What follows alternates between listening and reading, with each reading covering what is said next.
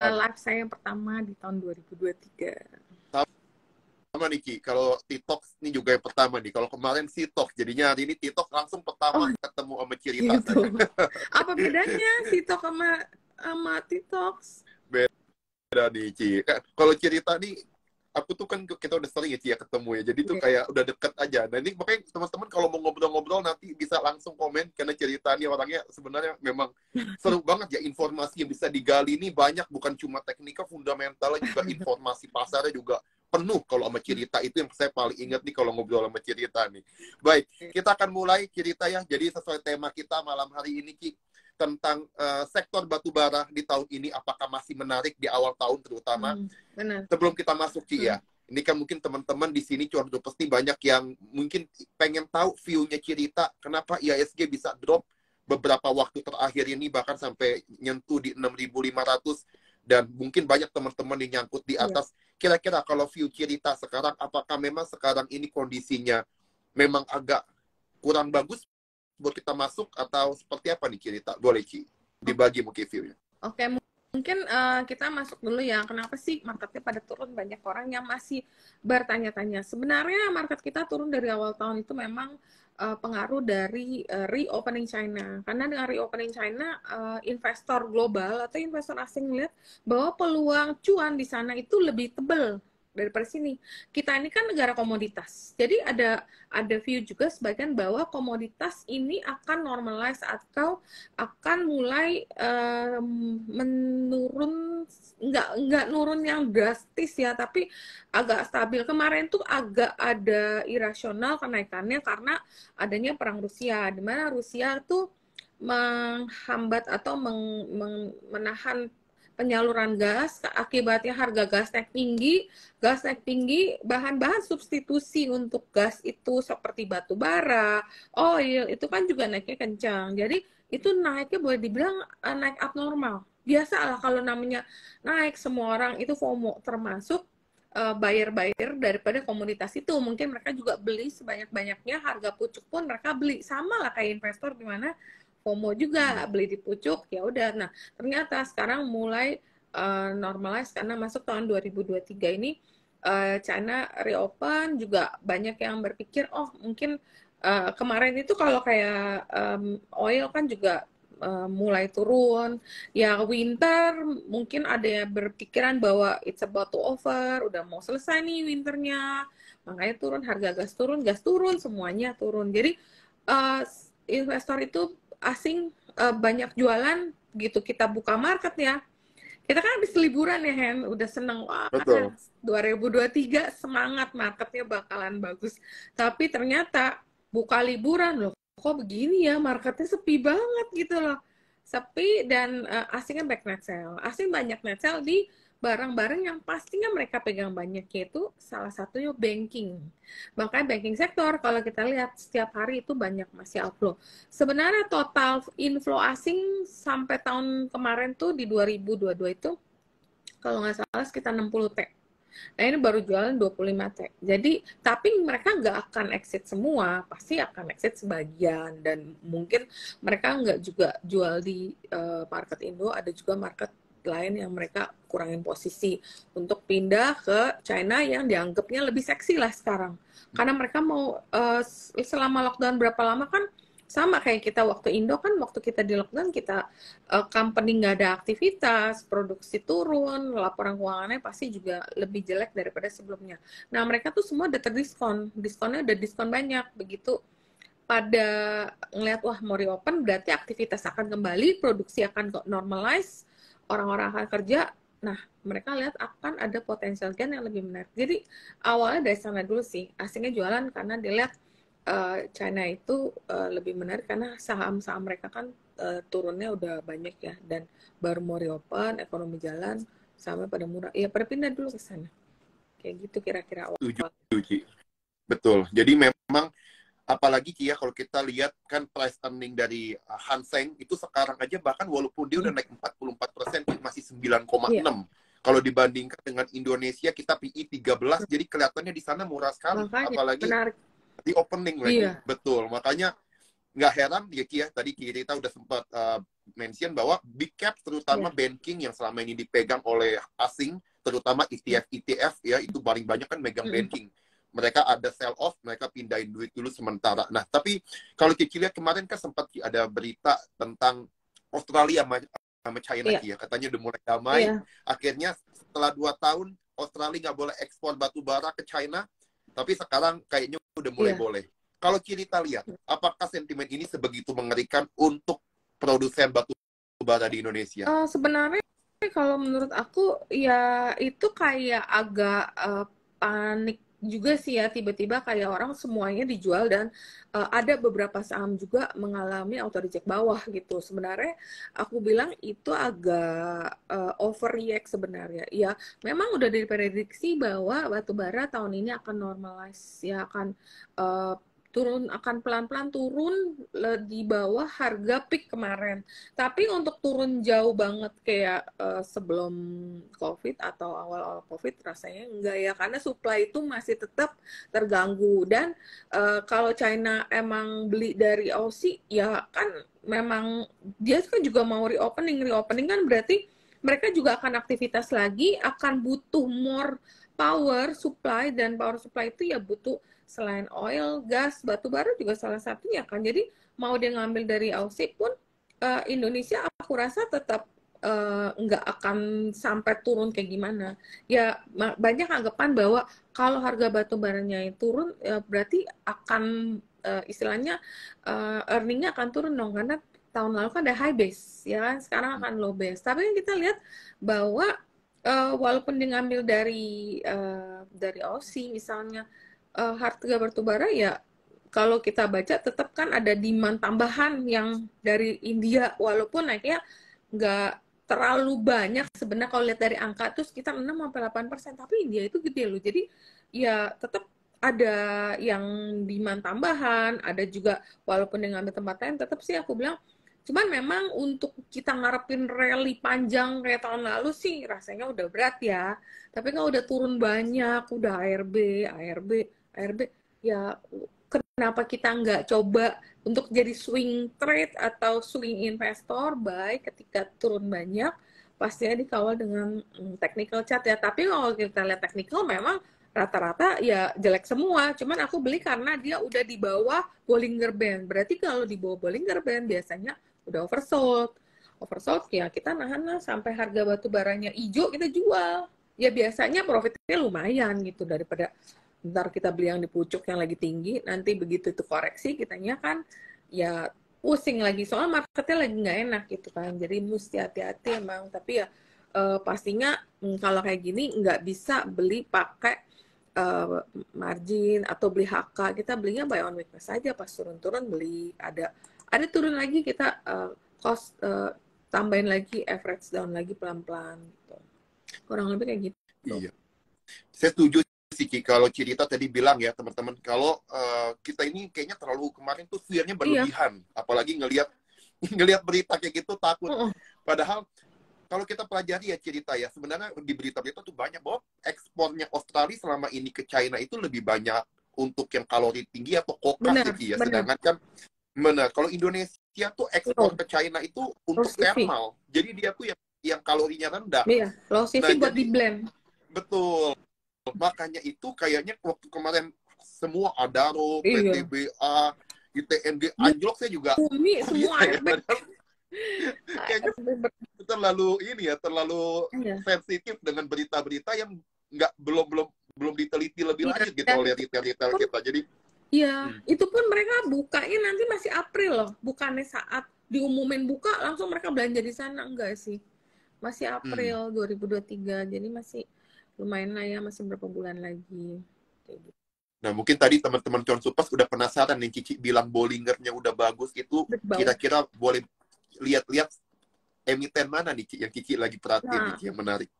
Kalau batu bara itu biasa yang paling menarik umumnya ya pasti Adaro, karena kenapa, dia the biggest market cap, dan kemarin waktu di ARB-in berapa hari itu harga Adaro itu candle-nya itu menyentuh di bawah Bollinger Band, walaupun sekarang udah pelan-pelan rebound, tapi memang belum rebound jauh. itu Adaro ya pastinya. Kemudian nomor 2 yang orang banyak suka, yang kemarin juga naik kayak lumayan lincah, itu kayak ITMG, itu juga biasa naiknya suka cepet, tapi itu buat trading ya, lebih buat trading. Kalau misalnya berapa dia naiknya udah lumayan ya kita take profit. Kemudian ada juga nih Bumi, kemarin juga Bumi turunnya jauh banget, itu sampai di bawah Bollinger Band banget nih. Dan ini juga sama, rata-rata catnya agak-agak mirip sih. Aku beli waktu dia di bawah Bollinger Band, sekarang agak naik, cuma memang belum yang naik kencang karena kemarin baru call-nya baru mulai hijau, jadi belum yang rebound kencang. Tapi biasanya takutnya gini, kalau kita misalnya, kalau komoditas itu biasanya, kalau aku sih beli pas komoditas itu merah, karena itu pasti diskon. Pas komoditi hijau, biasanya kan gap up tuh, bukannya naik langsung ke atas. Ya aku udah pasang jual, mau naik lagi, ya udah, aku cuannya udah lumayan kan belinya waktu kemarin waktu call-nya, atau batu bara atau komoditas lainnya turun, biasa suka begitu. Nah pas dia udah naik ya kita take profit lah. Sama ada lagi ya kayak Indika juga aku suka, karena Indika itu kan diversified ya, maksudnya selain di sektor ini salah satu yang paling murah in terms of valuation, dia juga masuk ke motor listrik, juga ada bisnis-bisnis lain yang menunjang dia punya performa nantinya. Jadi ada diversifikasi gitu loh. Jadi Indika juga menarik, walaupun kadang-kadang misalnya orang yang mau belinya banyak, juga volumenya kadang-kadang nggak bisa seliquid Adaro lah. Kalau misal mau beli yang gede banget, big bulk, jumlahnya besar, udah paling enak beli Adaro. Karena market sekarang memang mesti kuncinya yang agak liquid sih. Jadi kalau misalnya mau take profit, mau jualan, itu duitnya itu selalu tersedia gitu. Mungkin itu beberapa yang next. Sebenarnya PTBA juga menarik ya, karena PTBA juga turunnya udah banyak, dan tahun ini juga PTBA akan diprediksi membagikan dividen yang cukup gede, karena profit tahun lalu kan memang lumayan bagus. Jadi PTBA ini akan menjadi incaran para investor untuk diambil dividennya nantinya. Cuman biasanya sih ya sekitar tengah tahun kali ya pembagian dividennya. Mungkin kayak gitu. Betul. Jadi pertama memang kalau untuk sektor batubara nih dividennya menarik sih Ci ya. Beberapa perusahaan itu labanya memang luar biasa naiknya, dan ini belum final ngasih dividen loh. Jadi pasti nanti pengumuman dividen bisa gede sekali. Iya. Tadi kalau kita lihat bahkan kayak ITMG, beberapa perusahaan-perusahaan yang batubara ini udah sampai belasan persen dividennya. Kalau kita pakai dividen PO tahun lalu ya, kalau ini dengan harga sekarang. Jadi memang nih cerita tadi udah mention bahwa teman-teman salah satu yang membuat cerita lebih yakin nih dividennya menarik. Terus juga tadi Indika Energi ya, karena dia punya diversified business, memang ke baterai listrik dan bukan cuma di batu bara. Terus kalau dari sisi teknikal tadi ada Adaro dan juga ITMG yang sudah nyentuh Bollinger bawah. Kira-kira cerita, ada nggak sih yang kalau cerita tuh benar-benar ada siapin nggak nih batas cut loss-nya ini, mungkin ada by technical atau mungkin ada berita sentimen apa nggak yang bisa bikin cerita nih rasanya wah mestinya cut loss nih. Nah itu ada nggak nih? Sebenarnya kalau buat kadang kan aku suka, kalau aku beli apa, biasanya kalau aku beli apa aku suka share juga kan story-nya apa, chart-nya apa, karena itu buat teman-teman yang menjaga risk. Jadi stop loss-nya ada stop loss 1, kalau nggak keburu stop loss 1 ada stop loss 2.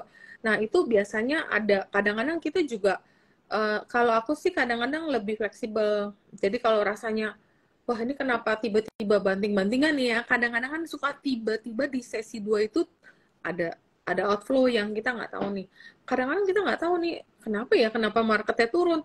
Oh kemarin itu sempat ada rumor, tapi entah ini rumor benar atau salah, katanya kemarin itu banyak saham-saham yang berguguran atau turun. Sebenarnya bukan saham yang banyak dipegang asing itu, sebenarnya saham yang biasalah yang banyak dimainin retail. Ternyata ada rumor bahwa ada eksekusi penjualan daripada barang sitaan nih, entah benar apa enggak. Nah kalau kita ngeliatnya udah kayak gitu, oh ya udah deh jual dulu deh kayaknya, walaupun belum nyentuh titik stop loss, tapi perasaan kita udah nggak enak, karena emang aku trading itu banyak banget dipengaruhi feeling nih, kayak feelingnya nggak enak di perasaannya, kenapa nggak enak ya, udahlah buang dulu. Nah kadang-kadang kita jual dulu, tapi jual juga belum tentu kita nggak cover gitu, kadang-kadang jual dulu nanti turun lagi, atau kita lihat udah reda, oh kayaknya terus kita udah ada profit gain dari yang tadi kita jual, ya udah kalau udah turun terus kayaknya nggak ada apa-apa nih, aman nih, cuman memang ada outflow sesaat aja, oh ya udah cover. Jadi memang banyak juga kita harus jaga pakai stop loss, walaupun kalau stop loss aku fleksibel, walaupun untuk teman-teman aku share dengan angka, kalau aku biasanya lihat-lihat sikon juga sih. Kalau memang udah nyentuh stop loss, kadang-kadang gini, aduh kayaknya sayangnya aku masih yakin sama company ini, ya udah aku hold gitu. Kadang-kadang gitu. Baik, jadi memang pertama knowledge kita tentang bisnisnya tuh kita juga mesti benar-benar tahu ya Ki ya, informasi yang ini. Kadang memang market itu overreact aja, jadi kita bisa manfaatin justru momen-momen overreact ini dengan kayak tadi Cici bilang bahwa kita tuh kalau udah punya sense di market, apalagi kayak Cici yang jam terbang tradingnya tuh setiap hari di depan layar tuh udah pasti jauh lebih peka biasanya ya dibanding kita yang mungkin sambil kerja dan lain-lain. Makanya kita banyak belajar dari cerita nih teman-teman ya. Ini pada malam hari ini cerita pada ngucapin selamat Merry Christmas juga dan tahun baru buat cerita nih. Thank you. Semoga kalian juga tahun 2023 tetap bisa semuanya sehat dan bisa cuan ya. Dia punya porto kita tetap berkembang nih. Walaupun tahun ini bakalan banyak gujlak-gujluknya nih karena tahun politik juga gitu. Kata CR, ada dari penonton bilang Kiki rambutnya cetar sekali katanya hari ini Ibu Elvin. Rambutnya cetar nih hari ini. Iya, karena ini teman-teman, kalau lihat story-nya cerita udah tahu lah. Kemarin jalan-jalan ke luar negeri itu Cici ya. Seru nih, aku ikutin terus nih. Nah sekarang kita lihat pertanyaan beberapa teman-teman dari Ibu Lia. PSAB, Cici. Mungkin Cici ada feel nggak tentang PSAB? PSAB itu kemarin aku beli sebenarnya nggak ada, aku cuma tiba-tiba lihat nih di layar aku, tiba-tiba ada yang lewat, loh kok di saham tiba-tiba udah naik harganya, dan secara teknikal itu udah nge-break resisten lumayan nih dari bulan September ya, loh kok naik. Terus aku sempat cari beritanya, ternyata PSAB itu udah mau mengaktifkan dia punya tambangnya. Memang PSAB ini kan gold juga kan. Jadi tahun ini berarti tahun ini sejumlah tambang emasnya akan mulai dikembangkan. Jadi mungkin ya harganya juga udah turunnya lumayan hancur ya. Jadi mungkin karena harga emas tahun ini juga diperkirakan akan cukup bersinar. Memang nanti kita akan bahas deh mengenai metal-metal lainnya selain coal, metal-metal apa sih yang kayaknya akan menarik juga. Nah, ini karena emas ini akan perform tahun ini, karena memang banyak kayak China sama Rusia itu lagi ngumpulin gold. Dari berita tahun lalu deh, aku udah share kan mengenai yang ada investor yang beli dalam jumlah besar dan diduga itu China mengumpulkan gold karena mereka untuk mengurangi ketergantungan dengan dolar. Jadi istilahnya pembayaran bisa dengan gold. Namanya dari petrodolar menjadi petrogold. Nah, itu yang membuat harga gold itu cenderung agak naik. Dan kalau teman-teman ada duit lebih, mungkin banyak boleh ngumpulin emas beneran yang beli aja tuh di Topet kayak gitu, ada cuan dikit beli aja, katanya sih itu bakalan bisa ikut naik juga gitu. Jadi ya karena PSAB itu satu bergerak dalam sektor tambang emas, dan proyek tambang emasnya yang di Bakan itu akan jalan. Jadi itu yang membuat PSAB ya sempat naiknya lumayan dan diiringin dengan kenaikan volume. Jadi ya tapi ya memang kemarin naiknya cukup banyak, dan ini pullback dulu atau koreksi dulu. Kelihatannya sih masih menarik, tapi MACD-nya agak hati-hati karena udah agak tinggi sih. Nah, secara MACD mungkin bisa juga ada profit taking dulu, tapi hari ini udah mulai naik lagi sih. Tapi ya saham komoditi mah ngikut harga gold mah, kalau goldnya naik ngikut kayak gitu. Apalagi Ki ya, kalau sampai benar ini inflasi Amerika turun, akhirnya The Fed mulai agak ngerem naikin bunga, malah ini bisa-bisa itu loh, malah emas tuh malah bisa, karena dia paling telat ya, paling lagging. Nikel udah naik, batu bara udah naik, minyak udah naik, dia tahun lalu kan paling ketinggalan. Makanya nih kalau suku bunga udah mulai agak turun kan, malah bisa. Kemarin kan inflasi US juga turun kan ke 6,5 per Desember. Jadi secara bulanan malah US itu mencatatkan deflasi. Jadi kayak itu makanya membuat itu apa market itu kemarin Dow-nya lumayan naik, kemudian The Fed kan memproyeksi kalau misal kelambatan kenaikan suku bunga US 25%, jika inflasinya itu udah mulai melandai. Jadi abis itu mungkin ya orang akan pikir, wah pivot nih. Kalau udah pivot berarti akan potensi marketnya lebih seru lagi. Nah makanya emasnya langsung naik lagi tuh kemarin ke 1%-an. Jadi ya Bitcoin aja sampai naik 5%. Berarti kan wow udah mulai ada building confidence nih. Makanya hari ini ada beberapa saham teknologi juga kayak Goto ya yang hari ini juga naik gitu. Ya, nah misalnya kita ngomongin tadi kan kita ngomongin emas juga, batu bara. Nah sebenarnya ada juga yang menarik nih, banyak juga metal base metal kayak copper, nikel, aluminium, timah diprediksi juga akan menguat nih tahun ini.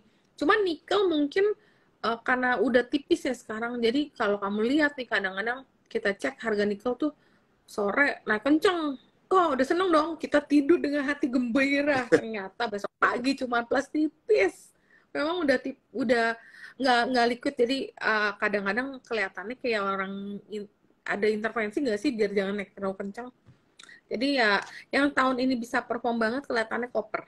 Koper itu memang tembaga itu adalah adanya diperkirakan ada kenaikan demand dari China karena China itu kan salah satu konsumen atau pengguna base metal terbesar juga ya termasuk koper ya. Jadi ekonominya diperkirakan akan ada aktivitas lebih tinggi. Jadi kebutuhan permintaan input untuk industri di China akan naik, maka harga koper itu juga naiknya lumayan nih. Makanya koper, timah juga kalau kita perhatiin udah berapa hari ini timahnya naik terus harga timah komoditasnya dan saham timahnya belum terlalu gerak sih. Makanya hari ini tadi sore aku beli sih pas closing harga saham timahnya itu di harga closing kelihatannya cukup menarik walaupun ini belum ngebreak tapi kalau kita ngeliat dari Bollinger Band udah mulai mengecil deh. Ntar kamu cek Saham deh. apa, Ci? Timah sih, Saham apa tadi? timah. Oh, Timah Teams. Teams. Oke. Kalau Antamnya kan udah 2000-an tuh. Udah lumayan lah. Kalau Teams tuh masih 1185. Jadi masih di bawah. Jadi tadi aku closing aku beli sih karena aku lihat loh kok harga timahnya internasional juga naik. Jadi itu beberapa base metal yang lumayan menarik gitu. Karena tahun ini akan naik, diprediksi akan naik dengan adanya reopening di China karena gimana kan naik. Mantap. Jadi teman-teman silakan nanti analisa lebih Bener. lanjut karena view-nya tadi udah dibahas langsung sama cerita tentang base metal. Memang sekarang udah mulai menarik karena opening dari China, tapi memang komoditas tertentu ya. Kalau tadi cerita mention tuh timah dan copper dan juga emas. Iya. Copper juga kayaknya ada gangguan supply dari ini deh, dari Chili. Outputnya kelihatannya akan nyusut 6%. Jadi memang pas Cina-nya mau open, outputnya juga lagi ada gangguan. Jadi itu yang membuat harga copper juga naiknya tinggi sampai sekarang sekitar 4 ribuan. Ada prediksi bahwa tahun ini bisa sampai 9.000 sampai 11.000 menurut analis yang aku baca ya di media online hari ini. Katanya ada yang memprediksikan katanya harga tembaga nanti bisa sampai 9.000 sampai 11.000 per ton sepanjang 2023. Apakah itu benar? Kita kan nggak tahu. Ya kita lihat aja. Tapi ada juga yang bilang bahwa akan turun balik kok sekitar 4.000 4.500 di akhir 2023. Ya kita lihat aja. Memang tahun kemarin kan copper nggak perform. Jadi tahun ini bisa jalan. Gitu. Tapi semuanya disclaimer on ya, jangan lupa. Iya, mungkin pada nungguin Ki. Kok tadi bilang copper tapi MDKA nggak disebut nih. Udah naik kan MDKA. MDKA itu top foreign buy-nya gila sih tiap hari beli. Tapi MDKA ya kalau aku bilang ya kalau teman-teman boleh perhatiin kalau beli itu biasanya paling enak buy on weakness deh. Atau buy dia kalau lagi turun. Kalau lagi naik tuh aduh kadang-kadang suka di-prank, suka dijualin tuh berapa harga ke bawah. Kadang kita udah seneng nih.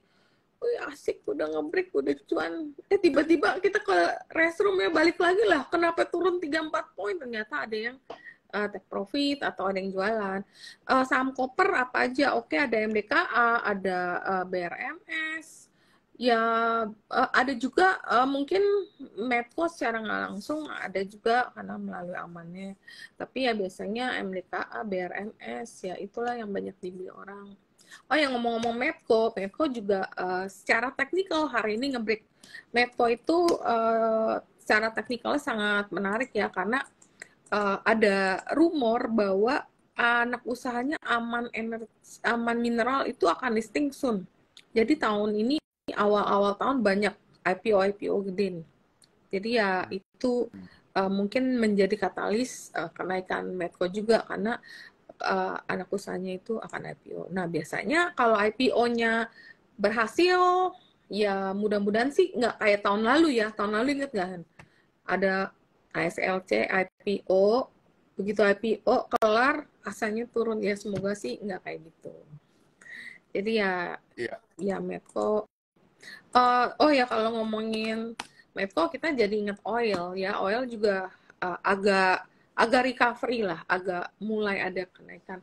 Yang aku bingung kan kemarin oil turun banyak kan, terus ada yang kayak oilnya turun katanya lah harusnya kalau China reopen bukan kebutuhan oilnya juga naik ya nanti kan mereka bekerja pada buka pabrik kebutuhan juga minyak juga akan naik dong. Nah ini baru minyaknya baru mulai ada kenaikan dan Goldman hari ini prediksi bahwa minyak akan kembali ke level 101 ya.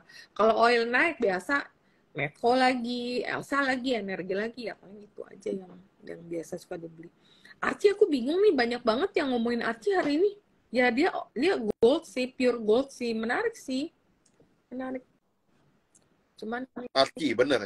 Iya ya. banyak banget. Udah lama saya jarang dengar ya. ada yang nanya Archie. Ini sekarang lagi rame lagi ya. Iya. Nih, Ci, tadi kan kita udah bahas base metal, terus udah ada berbagai sektor. Nah, ini mungkin ada satu ya, penanya dari Ibu Doniari ya. Sektor konsumer menarik nggak? Mungkin karena lihat BlackRock kemarin katanya ngebeli beberapa saham defensif nih, Ci. Oh Ini iya. mungkin pertanyaan jadi ke sektor consumer. Oh iya memang. Gimana? Kalau sama Daniel atau sama Bernard memang kita kadang ngobrol semua sektor yang semua kita mau cover. Ya consumer memang tahun ini banyak sekali analis-analis buy side sell side atau dari sekuritas itu yang menjagokan sektor consumer. Kenapa? Karena tahun ini kan tahun politik. Jadi ya mungkin banyak sekali akan ada saweran, mungkin untuk bantuan tunai itu kan langsung dibelanjakan untuk sektor saham-saham untuk konsumsi ya umumnya kayak mie dan makanya BlackRock juga nggak mau ketinggalan langsung dia ngelihat ada peluang di sana. Nah dia juga ngumpulin dari sebenarnya itu memang tahun ini kemungkinan tahun consumer sih untuk saham-saham karena itu kan ya dana untuk politiknya juga lebih tinggi daripada sebelumnya jadi itu juga menjadi katalis untuk barang-barang konsumsi primer juga untuk naik ya mungkin terus sama Mayora lah banyak juga nih consumer di sektor ini ya di sektor yang banyak sektor consumer tuh banyak sekali analis yang menjagokan saham Mayora ICBP. Nah, kalau ICBP yang naik, otomatis kadang Indofoodnya kedongkrak. Jadi, itu beberapa yang mereka suka nih.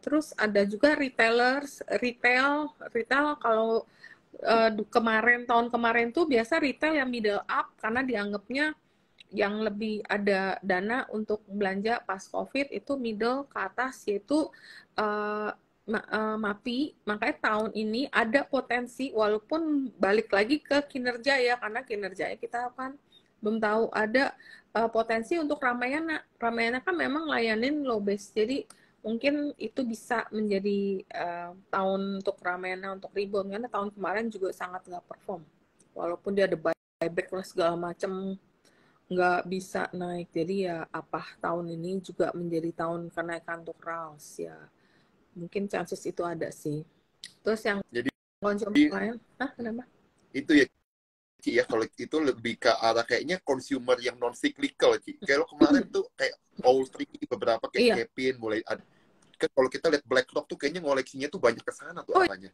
Iya, Cepin chartnya bagus loh, banyak banget yang call buy kemarin karena teknikalnya menarik. Itu sempat naiknya, bayangin aja 3 hari naiknya gede-gede gitu. Iya. Ya, Betul. walaupun ini lagi pullback lagi ya, lagi koreksi lagi. Iya. Oh ya, tadi ada yang nanya MIDI ya. MIDI, aku suka sih MIDI karena kenapa? MIDI ini valuasinya setengahnya Alfamart. Sedangkan MIDI itu dipunyain Alfamart sebesar 80%-an kalau nggak salah. Dan dia tuh tapi sekarang belum liquid. Jadi kemarin aku mau beli aja, nggak ada barang. Jadi aku kemarin beli ya susah banget, cuman dapat 2 lot, 1 lot. Hari ini baru koreksi pas ARA. Tadi aja juga ARA kan sempat 46. Nah sorenya atau setelah ARA nggak lama tuh sekitar jam 10 turun tuh tiba-tiba ada nimpukin ARB. Tapi kalau ARB kalau kita lihat hari ini, walaupun transaksi ARB itu ada 108.000 lot loh.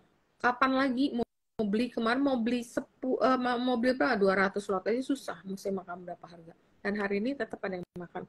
Kenapa menarik? Karena MIDI itu Lawson itu ada di bawah MIDI.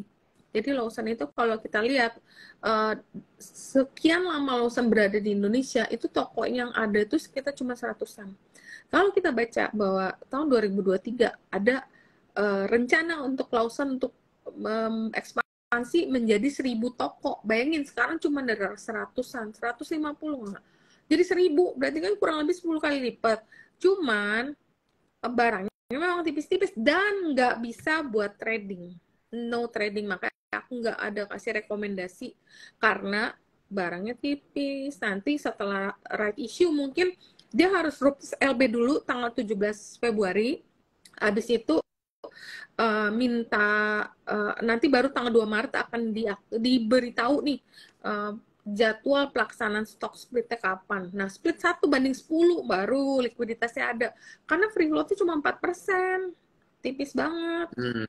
Nah, abis itu dia ada rencana mau right issue juga. Dan kalau aku baca ini bahwa Lawson, jadi tapi bukan Watson ya. Tadi aku ngomong sama orang Lawson, semuanya pada nanya, Watson? Bukan, Lawson itu yang kayak convenience store, yang kayak Sevel, yang banyak jual oden, tahu nggak? Yang makanan siap Tahu, saji. aku sering makan Ki, enak Enak itu. kan? Nah, itu Iya. kayaknya ada rencana mungkin ada perubahan sesuatu yang lebih menarik lah, package lagi kali jadi menarik. Makanya kan dia banyakkan jual makanan siap saji. Apa sekarang mereka akan ngikutin kayak Indomaret? Jadi makanannya nggak siap saji, tapi makanan beku yang nanti tinggal dipanasin. Jadi kan nggak banyak waste kan. Kalau makanan yang udah siap saji, kalau nggak kejual gimana? Kayak ordernya gitu, kayak makanan udah dimasak. Nah mungkin ya kita nggak tahu, nanti kita lihat, kita tunggu aja. Tapi ini buat temen-temen nggak bisa buat trading dan nggak bisa buat kayak mau beli terus tunggu naik, nggak bisa. Jadi memang ya panjang ini, masih lama. Bayangin aja, RUPSI baru 17 Februari, sekarang baru bulan Januari. Terus baru nanti splitnya baru diumumkan, split tuh Maret, jadi masih lama banget. Cuman ya falasnya murah gitu. Gitu. Terus, Jadi, oh iya, yang menarik nih, Henry, kemarin kan kita suka sama ADMR, waktu yang ARB itu loh, ADMR, aku beli. Nah, ADMR hari ini sudah membuahkan cuan, karena kemarin ada berita atau ada rumor bahwa ada potensi bahwa ada beberapa saham yang potensi masuk ke LQ45. Kalau masuk ke LQ45 berarti kan fund-fund harus pegang, atau kalau kita retail masuk LQ45 berarti kita bisa beli sebagai marginal stock, berarti ada value-nya. Nah, itu ada rumor ADMR, Saratoga, BRMS, ESA, dan Mitratel. Dan yang ada rumor potensi di delete ada Wika, ada MNCN, ada TPIA, ada Sampurna, dan ERA. Jadi itu mungkin yang kita boleh cermatin. Kita yang potensi delete mungkin jangan dibeli dulu dalam waktu dekat. Kalau sampai di delete, kadang-kadang klien yang punya barang itu di margin akan dipaksa jual karena itu barang udah nggak margin, atau fund juga harus kurangan posisi. Nah, itu aku lagi liatin ERA sih. ERA kayaknya menarik, tapi mungkin setelah kepastian daripada ini terjadi. Kayak gitu. betul. Jadi tunggu ini Ci ya, kepastian dari nanti LQ45 yang baru. Kita tungguin aja rebalancing-nya dulu Ci ya. Iya. Tapi yang misalnya potensi masuk ya, kita kalau udah punya ya udah santai gitu. Dia ada pertanyaan dari My Journal nih, Ci. Mungkin ini nanya tentang Cimori, Ci. Mungkin karena ada kemarin ada sempat ada berita Iya. tentang ini ya Atlantik apa nama ya ada satu Investor perusahaan masuk yang kan? lagi Iya, hebat ya sih. General Atlantic Iya. namanya. Ya, hebat sih. Maksudnya dia dapat dana dari asing segitu cukup menarik. Tapi untuk secara teknikal kalau kita lihat ya MACD-nya dikit lagi mau golden cross mungkin. Cuman jujur aku hampir nggak pernah beli saham ini karena aku nggak tahu story-nya. Aku juga belum pernah mempelajarinya. Jadi aku belum baca-baca juga riset reportnya. Jadi aku nggak pernah beli barang ini karena ya itu satu ini kan masih boleh dibilang masuk sektor consumer kan. Tahun lalu kan sektor consumer nggak menarik gitu. Ya main energi stok lah yang larinya kenceng-kenceng bisa sehari 5%, 10%. Kalau main consumer kan pelan, ya 2-3%, 5% udah happy. Jadi makanya aku nggak pernah. Tapi kalau buat teman-teman yang misal mau buy on weakness, ya kelihatannya MACD-nya dikit lagi golden cross. Biasa kalau golden cross suka bisa rebound, ini kan juga lagi turun. Kayak gitu. Betul. Perhatiin teman-teman ya.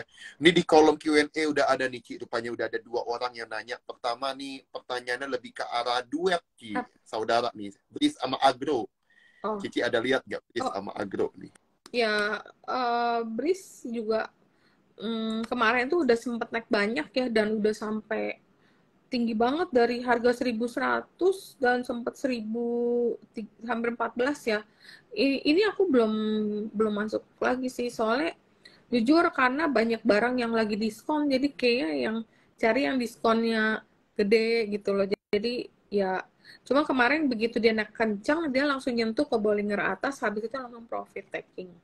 Kalau agro juga belum ada katalis yang boleh kita bilang sangat menarik, belum ada yang istilahnya beli ini akan ada turnaround story maka harganya akan kencang. Belum ya, tapi ya kalau dibilang murah ya murah, turun ya udah turun banyak, cuman technically juga sahamnya udah downtrend. Kalau aku sih cenderung nggak masuk dulu karena kalau beli kita nggak tahu arahnya katalisnya apa dong kan. Kalau kita mau beli saham kan kita ngarepin ini cuan kan, kita ngarepin cuan ya. Kalau cuan itu kan berarti sahamnya naik-naik itu kan harus ada story-nya, harus ada katalis. Kalau nggak ada katalisnya kan ya gimana naiknya. Kecuali naiknya tanpa katalis tiba-tiba naik kencang ya aku takut dong. Takutnya naiknya bukan naik bener karena ada invisible hand yang menarik saham itu untuk naik. Gitu. Jadi sudah dapat teman-teman view-nya ya. Nah ini mungkin ini lebih ke arah bank yang berbeda nih. Big caps yang ditanya. Yang kemarin udah turun banyak. Big caps menurut Cici ada potensi rebound nggak kalau Cici lihat sekarang? Udah kan. Jadi technical rebound ya. Technical rebound karena kemarin itu memang bank-bank juga turunnya cukup lumayan jauh. Jadi aku sempat rekomen juga di grup ITC kalau kita lihat ada potensi untuk technical rebound. Technical rebound itu berarti cuma naik teknikal aja, tapi bukan benar-benar naik. Kenapa? Karena bank ini seperti tadi kita udah bahas di awal bahwa asing ini masih banyak sekali chances mereka mau exit karena mereka mau pindah. Kalau mau pindah kan mesti jualan dulu dong. Nah mereka tuh pegang paling banyak tuh di bank. Jadi nah kemarin tuh technical rebound ya begitu profit ya kita udah jual. Jadi aku belum ngambil posisi baru lagi di bank karena sekitar 2 hari yang lalu itu Jak Finance itu potensi rebound dan ternyata kan memang proven rebound kan. Jadi begitu rebound udah cuan ya kita jual. Tapi biasanya yang menarik itu buat kalau misal teman-teman yang invest sih ya kan kita kan nggak bisa ngomong semuanya trader kan, pasti ada investor. Nah kalau ada investor teman-teman yang tertarik buat invest ya boleh dibeli buat jangka panjang karena ini dividend play. Tapi ya pasti belinya dollar cost averaging ya, jadi belinya pelan-pelan, rutin, dikit-dikit buat kayak nabung lah itu kayak gitu. Biasanya kita belinya BCA, BRI, habis itu aku suka BBNI baru Mandiri gitu. Nah, tapi hari ini kayaknya udah ada flow asing ya masuk di bank ya. Coba kita lihat net buy hari ini. Iya ternyata hari ini asing ada masuk di BBNI sama BBRI. Sama Adaro juga asingnya masih net buy lagi, udah hari keempat ya, masih beli Antam, dan Indofood juga hari ini ada foreign. Dan Bumi nih, Bingung nggak ada Bumi dibeli nama asing berapa hari, bingung kan? Makanya Ci, dari tadi itu sebenarnya saya lihatin banyak banget Ci yang nanya Bumi Ci. Oh Ini iya. kalau saya cari ini ya, yang di Q&A tadi kayaknya banyak deh nanya Bumi. Bumi arahnya kemana Ci? Cuma tadi kayaknya kita udah banyak bahas Oh batu iya. bara nih. Kalau Cici lihat Bumi kira-kira ada view menarik nggak Ci dari Bumi? Ya Bumi ya ngikut ya karena dia udah turun banyak aja sih ya kan. Kemarin tuh sempat di bawah Bollinger Band, begitu di bawah Bollinger Band dia langsung rebound. Ya mungkin kalau story yang lebih panjang dari Bumi belum ada yang baru ya, paling ya ada partner baru yang masuk, itu mungkin jadi katalis untuk Bumi, karena nantinya mereka misal mau ekspansi akan lebih mudah untuk Bumi karena udah ada big names di balik mereka. Dan juga ada rencana untuk hilirisasi batu bara, itu juga lagi penjajakan, karena kalau dia hilirisasi dia akan dapat royalti 0%. Jadi itu akan menjadi katalis yang Bumi berikutnya, ya kurang lebih seperti itu, hilirisasi batu Hmm. bara. Jadi kayaknya asing pun mulai diversifikasi salah satunya ke Iya. Bumi juga ya Ci ya. Mm-mm. Kalau kita lihat hari ini. Oke, kita lihat lagi pertanyaan teman-teman banyak sekali ini Ci. Baik. Langsung di kolom Q&A. Kita lihat pertanyaan dari Bapak Yuwono Chandra. Mm-mm. Ini kontribusi aman ke laba Medco berapa persen nih Ci? Wah Katanya. kalau Ini cuma ini kayak riset banget. wah kalau Ini aku itu juga belum iya, bisa aku juga karena kurang dia tahu nih. berlapis-lapis. Jadi Hmm. layernya tuh banyak, ada. Jadi ini Medco ini ada aman mineral atau aman energi gitu. Nanti di bawah ada aman lagi, berlapis-lapis gitu. Jadi itu mesti ini sih, mesti ya kayak analis sih yang memang, dan analis memang analis khusus tambang, dan emang analis yang bisa. Ini Medco itu memang jujur company-nya agak complicated ya, karena layernya banyak anak usaha. Hmm. Jadi kita nggak tahu nih kontribusi langsungnya ke berapa tuh. Cuman Ini ya kalau kita main sentimen aja kali ya, sentimen positif dari harga gold sama copper sama IPO. Ya itu aja. hmm. Ini tadi Ibu Turmuzi ada nanya Era, cuma tadi Era sempat dibahas sama Cirita ya Hmm. tentang kita nunggu Era dia keluar sebenarnya dulu. menarik karena udah turun banyak. Terus kayaknya kalau kita lihat kan dia sekarang juga nggak cuman handphone aja, tapi udah kayak diversified juga, udah kayak Mapi juga kali ya, udah masuk ke makanan, ada Paris Bucket, ada juga masuk ke kayak JD Sport, JD Sport ya under dia ya, kan penggemar sepatu Hmm. kan, bener ya? Itu kan Era juga, jadi ya, dan harga itu udah turun lumayan sih. Cuma nih kemarin ada rebound cukup gede ya, dan ini 2 hari mulai turun. Dan MACD-nya juga kelihatan mau ada potensi mau turun juga secara MACD. Cuma yang tadi aku bilang, karena ada rumor bahwa Era itu berpotensi di-delete dari LQ45. Nah, biasanya kalau dilihat dari LQ45 kita bisa dapat murah, tapi itu nanti biasa pengumuman di minggu terakhir daripada Januari, dan efektifnya pas closing di akhir Januari. Jadi misal Januari last tradingnya 31, ya udah pas tanggal 31 itu udah harus efektif. Dan biasanya kalau kita punya saham margin di Era, nanti dipindahin deh ke tempat apa, ke account yang tunai ya. Kalau enggak ya ntar di force sell, kalau tunai minus kan nggak boleh. Betul. Jadi mendingan sabar-sabar dulu sih ya. Aku Takutnya bilang rumornya beneran. gitu. Iya. Atau kalau Hmm. mau trading, kalau misalnya ya short term dulu ya, short term dulu. Karena ya ada berita ini, nanti kan nggak lucu. Nanti pas pegang, tiba-tiba amit-amit ya, kalau misalnya punya teman-teman yang punya ya, misalnya, wah ternyata keluar dari LQ45, ya runyam urusannya. Sekarang harganya udah di bawah, nanti keluar lagi, ya chartnya jadi jelek lagi. Terus turunnya lumayan lagi. Iya, betul-betul. Jadi teman-teman bisa perhatiin nanti menjelang pengumuman Iya, LQ45 nanti yang masuk dan yang iya. di-delete. Nah sekarang, ini mungkin karena berita nih Ki, tentang beberapa hari terakhir Indonesia diajak sama Malaysia untuk nge-ban mungkin ya CPO ke Eropa.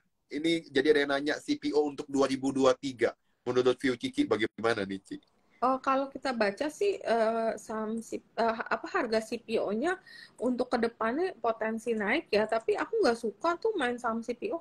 Susah, ya CPO-nya lari kenceng, sahamnya naiknya nggak sekencang komoditas ya. Nanti gilirannya kita udah seneng-seneng, besoknya keluar berita nggak boleh ekspor, sahamnya bukannya naik, yang ada ARB kan, jadi pusing gitu. Jadi aku nggak suka ya. Kalau mau trading sih kadang-kadang aku trading juga, tapi biasanya lebih ke benar-benar trading yang jangka pendek.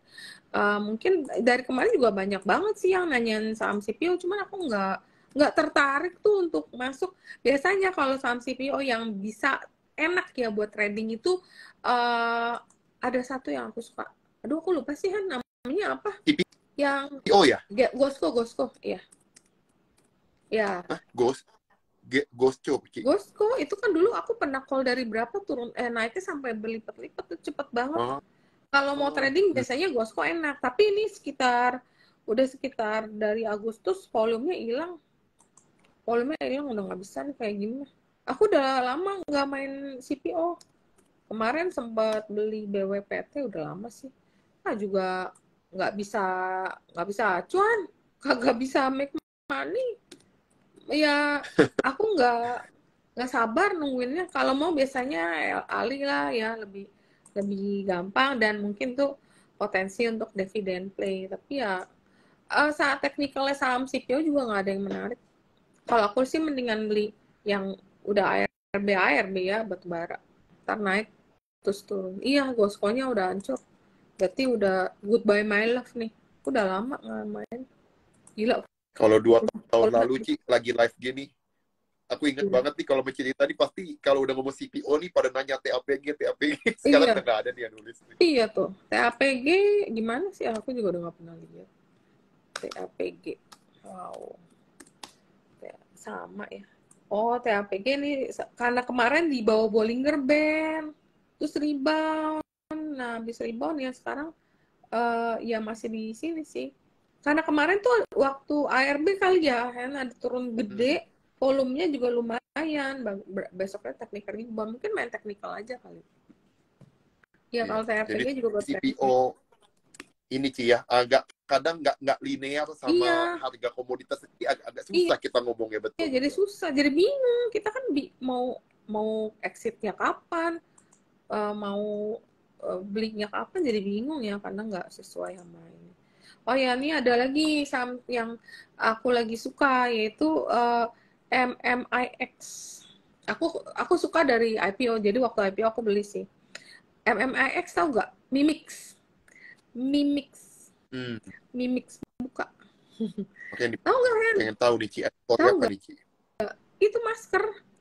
Jadi sebenarnya dia masker, tapi masker yang mempunyai IP atau ada pegang lisensi daripada BTS. Itu seru sih, karena agak unik ya. Sekarang kan mereka memang mostly masker, tapi nanti akan ada rencana pengembangannya. Mereka akan, karena mereka memegang intellectual property daripada BTS itu, BT21 sama Tiny apa sih, aku tuh nggak gitu lupa namanya. Teman-teman ada yang ini nggak, yang tahu K-pop? Nah itu mereka pegang IP-nya. Tiny Ten, jadi lupa. Itu kan karakter-karakter yang dilukis oleh anggota-anggota member BTS itu. Jadi ini seru banget kan, berarti ya lihat aja waktu kemarin McDonald jual yang ada related sama BTS ya. Antrinya gila-gilaan. Dan mereka nih pegang IP-nya. Jadi karena baru IPO kemarin tanggal 6 Desember, maka aku juga tertarik sih. Jadi aku juga yang aku tahu kan dulunya mereka, atau bukan, mereka punya bergeraknya jual masker sama kayak ini tempelan aromaterapi. Jadi kadang-kadang kita kalau pakai masker terus kan kadang ya gini deh, baunya nggak enak gitu loh, bosen. Nah aku suka pakai tempelan masker, jadi mereka ada produksi itu juga. Jadi nantinya akan ya, makanya aku akan ngundang mereka juga sih untuk aku tanya-tanyain, karena banyak banget yang tertarik untuk tahu. Cuma mereka banyak juga nanya apa bedanya sama masker yang lain, sama Omed ya. Makanya ntar kalau teman-teman yang mau dengerin tentang Multimedica atau MMIX yang memegang lisensi daripada maskernya Alfamart. Jadi masker Alfamart tuh mereka yang bikin, masker Alfamart sama Indomart mereka yang bikin. Jadi nanti Senin aku mau ajak mereka untuk live untuk ditanyain. Itu Wah, boleh nih, Ci. Info-info nih, Ci. Mantep. iya. Catnya juga cakep. Apa, Ci? Udah teknikalnya juga cakep kan. Aku kemarin habis buka market kan, aku lihat nih turunnya udah lumayan nih. Habis kan sempet naik sampai lumayan itu kan dari IPO 190, terus habis itu sempat naik ke 384 ya, waktu itu aku udah cuti sih. 384. Nah, pas balik market awal tahun kan turunnya lumayan jauh. Harganya cuma sampai 300, sempat 29. Wah, aku bilang udah beli aja dikit, kumpulin cicilannya. Hari ini udah naik berapa hari? 6 hari. Mantep ya. Pantesan nih Cici keluar negeri melulu nih. Dapatnya di harga bawah melulu. Healing. Mantap.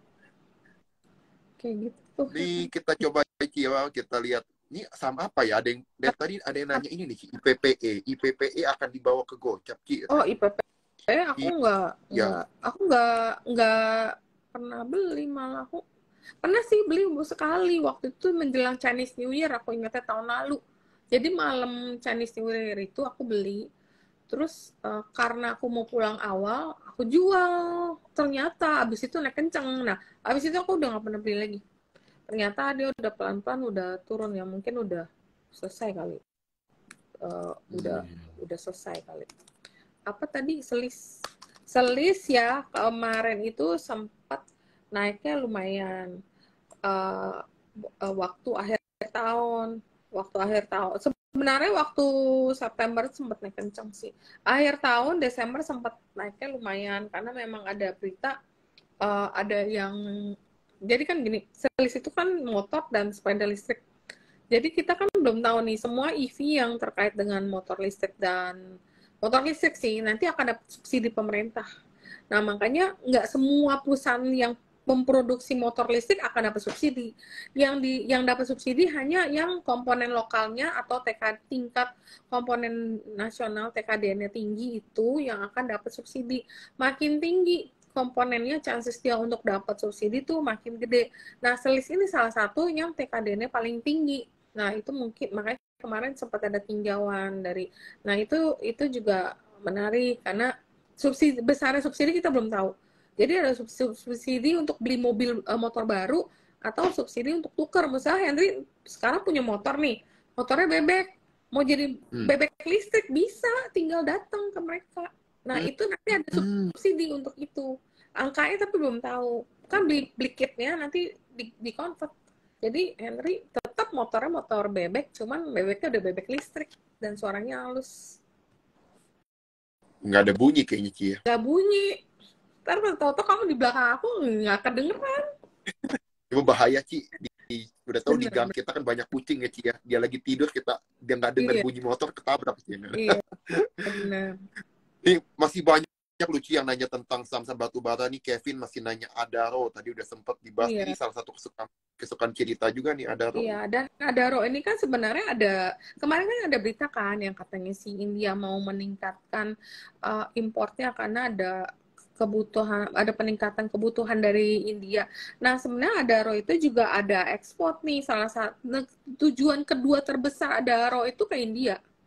Jadi tapi kayaknya mereka masih fokus untuk pelanggan-pelanggan mereka yang udah memiliki kontrak jangka panjang. Jadi memang belum tentu Indianya minta nambah, dia mau ngasih juga.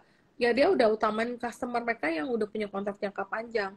Jadi penjualan Adaro ke India itu udah sebesar 14% menurut kita yang aku baca ini. Ini ada yang lucu nih, Ci, pertanyaan. Ci, Chinese New Year bentar lagi. Kira-kira nih poultry ayam-ayaman. Ya, kalau Chinese New Year iya, makanya kan itunya udah yang itu tadi Cepin udah naik.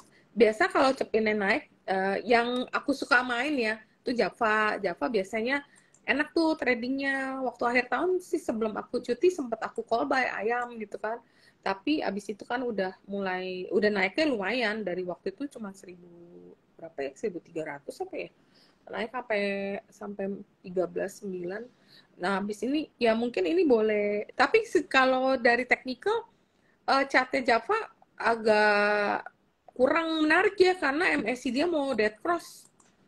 Nah, itu ada juga saham ayam yang dulu pernah aku invite, Dewi. Itu juga naiknya udah lumayan tuh. Dari 185 sempat naik sampai 232. Dan ini mulai koreksi sih. Oh ya, Antam. Ya, Antam bagus lah. Antam kan namanya aja aneka tambang. Semuanya ada. Terus ada gold juga. Terus untuk EV yang kemarin ada berita Elon Musk mau kerjasama, itu mungkin juga ya kalau sampai Tesla deal untuk bangun pabrik motor mobil listrik, ya mungkin Antam kecipratan kan dapat order apa kali ya nantinya, ya itu Antam bagus sih, secara teknikal juga bagus. 3 komen terbawah Ci, langsung Ci nanya WMUU. Itu asli jujur li gelap. WMUU, WMPP, karena nggak ngerti gitu loh gerakannya. Mungkin kalau mau main pakai technical aja kali ya, kalau lihat technical ya. Tapi aku nggak ngerti sih technical untuk saham kayak gini berlaku apa enggak. Karena kalau kita baca berita itu yang jual pemegang sahamnya ya kan ya kalau kita baca ya. Tapi yang beli juga pemegang sahamnya. Jadi ya aku nggak ngerti sih. Jadi aku beli saham yang aku ngerti aja. Jadi kalau misalnya kita beli terus kita nggak tahu gimana kapan exitnya, kapan beli lagi gimana, karena kita nggak tahu ceritanya. Main yang lain aja lah, yang gampang-gampang aja. Terus secara chat juga nggak bagus. Aku takut sih kalau barang-barang kayak gini, takutnya ARB gocap nanti rip lagi. Benar-benar. Yang trading di saham-saham yang benar-benar kita tahu ya Ci ya. Nah, ini Bapak Ben Hur nih Ci, Ben Hur dari tadi udah berapa kali komen, saya udah lihat nih. Gimana Ci tentang Bayan, BYAN? Katanya dia ada tambang emas juga. Nah, kalau tadi kita belum bahas sih Bayan. Iya. Cuman Bayan mainnya agak susah ya, itu bukannya likuiditasnya tipis-tipis kan. Kalau tipis-tipis, aduh nggak. Dan itu ownernya sih beliin terus, dan memang secara market cap udah gede banget, tapi tipis-tipis banget ya. Kalau misalnya aku nggak suka nih kalau beli barang yang udah naik begini banyak gitu loh.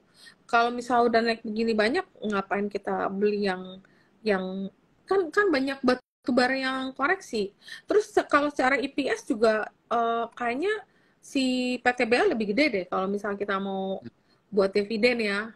Mendingan sih kalau aku beli yang satu liquid, kedua yang harganya udah terkoreksi banyak dan memang ada katalis yang lebih jelas lah. Kalau misalnya PTBA kita beli katalisnya dividen play, kemungkinan dividen dia dividen payout ratio-nya tahun ini juga bisa lebih return on dividennya bisa jauh lebih gede daripada tahun kemarin. Ada beli karena terkoreksi banyak. Nah ini si Bayan bukannya di Bollinger bawah, dia di Bollinger atas. Secara teknikal tuh udah nggak murah gitu ya.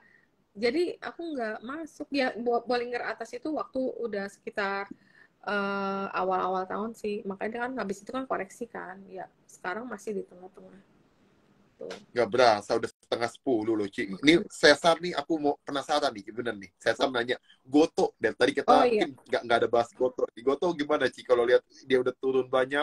Iya, Goto tuh teknikalnya bagus loh. Ternyata tuh sekitar waktu yang kemarin dia turun banyak, ini mungkin di sekitar akhir 28 Desember itu Bollinger squeeze. Jadi Bollingernya menyempit dan dia sekarang naik. Secara teknikal karena dia ngebreak di harga 98 ya, jadi bagus gitu loh teknikalnya. Ya ini aku sih cuman ya banyak sih yang suka tapi aku termasuk orang yang nggak terlalu suka main saham Goto karena kadang kalau beli mesti ditungguin jadinya, karena kan nggak tahu tiba-tiba ada seller. Dan kalau kita baca kan per kemarin masih investor asingnya masih ada yang jualan, walaupun hebat ya, walaupun dijualin tetap naik. Mungkin dengan kemarin suku bunga yang nanti akan pivot itu menjadi katalis untuk Goto untuk naik sih ya. Tapi mungkin kalau teman-teman sabar ya Oh, sorry, yang tadi aku lihat ternyata bukan Goto sini, Goto luar. Ternyata Goto yang sekarang baru Bollingernya mau squeeze nih, baru mau menyempit. Makanya hari ini naik. Mungkin secara teknikal bagus hari ini, analis aku juga rekomen. Cuman aku belum masuk sih saham. Untung ditanya nih Mas Cisar ya. Jadi nanya tentang Goto, jadi kita lumayan nih dapat insight. Iya, itu mungkin Goto naik juga karena ini yang kemarin, inflasi Amerika turun kan berarti consideration orang bahwa suku bunganya akan pivot, suku bunganya pivot berarti kan uh, ya saham-saham yang digital akan lebih enak lah, kagak naik lagi. Betul. Kagak naik lagi, agak kehajar suku bunga yang naik. Nih Bapak Yuwono, nih penasaran banget nih Ki, kalau bunga tinggi, banking diuntungkan atau dirugikan Ki, kalau bunga tuh tinggi? Harusnya kalau suku bunga tinggi, banking untung karena dia bisa menyalurkan kredit atau pinjaman dengan harga istilahnya spreadnya jauh lebih gede. Cuman kita nih kan bankingnya sebenarnya cuma kena outflow doang, karena kena outflow asing gitu. Ya lebih diuntungkan kalau suku bunga tinggi. Betul, datanya sih udah keluar Ki ya, net interest margin bank-bank gede sih naik semua. Benar. Kalau kita lihat. Iya. Mungkin nunggu Benar. lebih ini kali melandai sellernya. Baik. Ci, jadi ini udah jam 9:30 lewat 4. Terima kasih Iya. banyak nih Ci, 1 jam sudah bersama dengan kita. Dan kita udah dapat banyak sekali insight dan belajar banyak dari cerita malam hari ini. Banyak banget saham-saham yang bisa tadi teman-teman perhatiin ya. Jadi kalau kita rangkum dari kata-kata cerita tentang view bahwa batu bara, sebenarnya itu hanya kayak fear-nya tuh agak berlebihan. Iya. Karena memang banyak sentimen, terutama yang kemarin Australia sama China itu bakal mesra lagi. Itu beda bentuk batu baranya. Dan juga ini supply chain masih keganggu, jadi batu bara tuh masih menaik. Dan tadi kalau kita lihat ada Indi, kalau cerita dari fundamental, dari sisi valuasi yang menarik, kalau dari sisi itu ya, yang dilihat cerita. Tapi kalau Adaro dan ITMG itu menarik, karena memang satu, dari teknikalnya, dua, dividennya pun akan besar. Seketika nanti akan diumumkan. Jadi ini PTBA juga kalau kita lihat lebih jelas lagi, karena memang penjualan lebih banyak di domestik, ya, penjualan batu bata untuk PLN. Jadi nggak gitu kepengaruh mau China sama nanti yang blue itu. Yang betul. Itu betul. akan menguntungkan banget untuk PTBA. Begitu kalian dengar misalnya yang blue itu diputuskan, udah PTBA deh langsung naik. Tapi yang lain yang banyak jual ekspor akan turun sih. Jadi pakai harga pasar Ki ya kalau udah ada blue nanti ya, beli batu baranya. Mantap nih. Jadi teman-teman itu saja, banyak view yang menarik dari cerita. Silakan nanti tonton aja videonya, bisa di record nanti kita save. Silakan teman-teman tonton, dan terima kasih cerita buat semua ilmunya malam hari. Tambahan ya teman-teman, besok join webinar kita dengan Sukor Sekuritas. Itu akan ada view yang sangat penting dari Pak Ahmad Mikael sama dari Head of Research-nya ya, Edward Lewis ya, akan dikasih stock pick buat tahun ini, dan itu bisa ditonton di YouTube-nya Indonesia Investment Education atau join webinar kita. Dan teman-teman juga kan cerita jam berapa Ki webinar? Jam 1 sampai 2.30. Nah, mantap. Buat teman-teman juga yang pengen belajar tentang fundamental analisis, besok dari nol, misalnya pengen belajar tentang berbagai cara melihat laporan keuangan, melihat sisi bisnis yang sehat seperti apa, teman-teman nanti bisa join webinar kita jam 10 sampai jam 12, itu udah di tag ya, di pin di IG-nya Sukor Sekuritas, di feed. Silakan teman-teman masih bisa daftar. Ada recording nggak? Soalnya aku udah meeting. Kayaknya enggak sih Ki, kayaknya cuma akan dibuat setiap bulan Ki. Nanti tiap bulan akan dibuat. Cici kalau mau nanti ada temen atau apa mau ikut, silakan. Aku tiap. Nah jadi iya. Oh cerita mah udah nyerap semua ini ilmunya. Setiap Sabtu saya lihat webinar terus, keren deh ilmunya makanya. Makanya teman-teman kalau ada cerita live sama kita mesti join banget, karena informasinya tuh ngeri banget ya. Memang apapun kayak saham-saham apa aja ditanya tuh hampir semua tahu kalau cerita tuh. Jadi luar biasa. Terima kasih sekali lagi cerita ya. Thank you, Henry. Buat waktunya. Iya. Thank you. Kalau gitu selamat malam. Thank you. Cerita. Malam. Bye. Bye. Selamat malam Ci. Mohon pamit teman-teman John Tupper. Thank you semua.